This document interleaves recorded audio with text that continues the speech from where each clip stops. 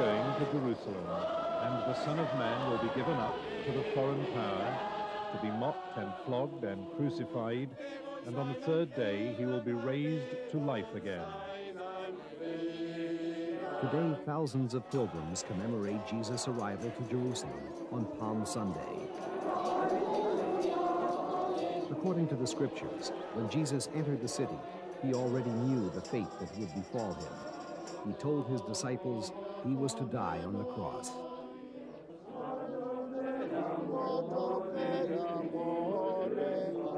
The true cross on which Jesus was crucified is now lost, but some claim that pieces of it are still in existence. If I could know for sure, for historically sure, that we had a piece of the true cross, it would make me happy, yes. And I would regard it as the most precious of all possible relics. This film traces the history of the true cross of Jesus. New evidence and archaeological facts, along with folklore and myth, reveal the story of the true cross. Where could it be? What really happened to the true cross of Jesus?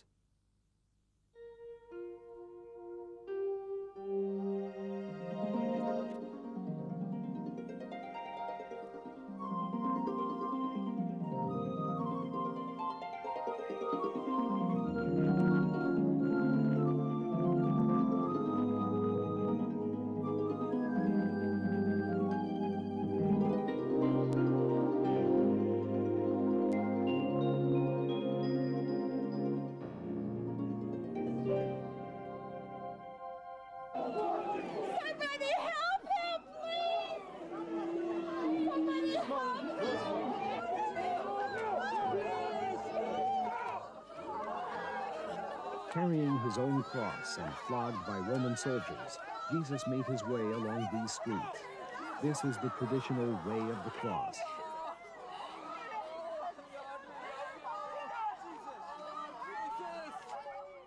Thousands of pilgrims follow the route of Jesus each year during Good Friday on the Via Dolorosa, the way of agony.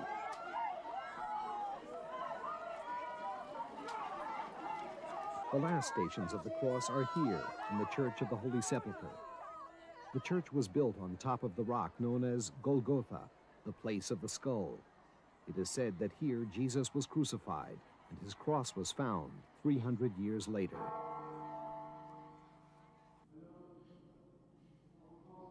Rumors indicate that fragments of the cross that touch the body of Jesus are still hidden inside vaults in the basements of the church.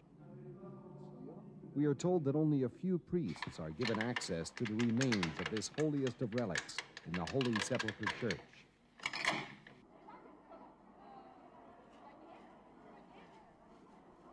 After Jesus was crucified, the symbol of the cross became the physical manifestation of the most important event in the birth of Christianity. Today, millions of crosses adorn the tops of churches and Christian institutions around the world.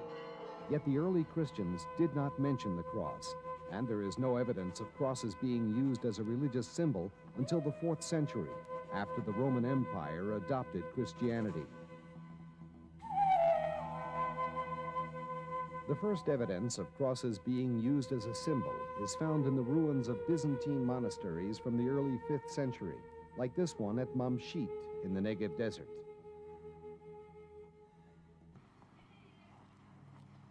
During the time of Jesus, the cross was used as a tool of torture and execution.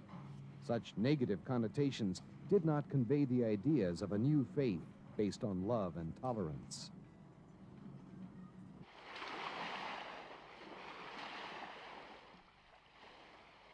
The followers of Christ were mainly Jews from the Galilee.